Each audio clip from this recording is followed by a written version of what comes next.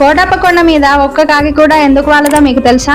ఆంధ్రప్రదేశ్ లో ఉన్న కోటప్ప కొండ మీద ఒక్క కాకి కూడా వాలదు. ఇది వినటానికి ఆశ్చర్యంగా ఉంది కదా, కానీ ఇది నిజం. కోటప్ప కొండ మీద సాక్షాత్తు ఆ పరమశివుడు ఉంటాడు. చాలా చాలా ఆశ్చర్యకరమైన క్షేత్రం. ఆ పరమశివుడు అక్కడ దక్షిణామూర్తి స్వరూపంతో ఉంటాడు. దక్షిణామూర్తి స్వరూపంతో శివలింగం ఉన్న ఏకైక క్షేత్రం ఆంధ్రప్రదేశ్ లోని కోటప్ప కొండ ఒక్కటే. కోటప్ప కొండకి ఉన్న గమ్మత్ ఏంటంటే మీకు తెలుసా? ఒక గొల్లబామకి శివుడు ఇచ్చిన వరం. కోటప్ప కొండ కింద చాలా కాకులు ఉంటాయి, కానీ కోటప్ప కొండ ఎక్కటం మొదలెట్టినప్పటి నుంచి ఒక్క కాకి కూడా మీకు కనిపించదు. ఒక్క చెట్టు మీద కూడా, ఒక్క రాతి మీద కూడా ఉండవు. కారణం ఏంటంటే ఒకప్పుడు ఒక గొల్లబామ ప్రతిరోజు అక్కడ ఉన్న మహాశివుడికి పెరుగన్నం తీసుకొచ్చి చాలా భక్తితో పెడుతూ ఉండేది. ఆయన తింటూ ఉండేవాడు. ఆయనని దేవుడిలా కాకుండా ఇంటి పెద్దాయనలా భావించేది. శివుడు చిరునవ్వు నవ్వుతూ దక్షిణామూర్తి అవతారంలో ఉండేవాడు. ఆ గొల్లబామ శివుడి ముందు నిలబడి ఆమె కష్ట సుఖాలు శివుడితో చెప్పుకునేది. ఒక రోజు పెరుగన్నం తీసుకొని అలసిపోయి ఒక చెట్టు కింద పడుకొని ఉంటుంది. ఇంతలో ఒక కాకి వచ్చి పెరుగన్నం కుండ మీద వాలితే పెరుగుకుండా కింద పడిపోయింది. అయ్యయ్యో, పైనున్న పెద్ద ఆయన భోజనం తీసుకెళ్తున్నా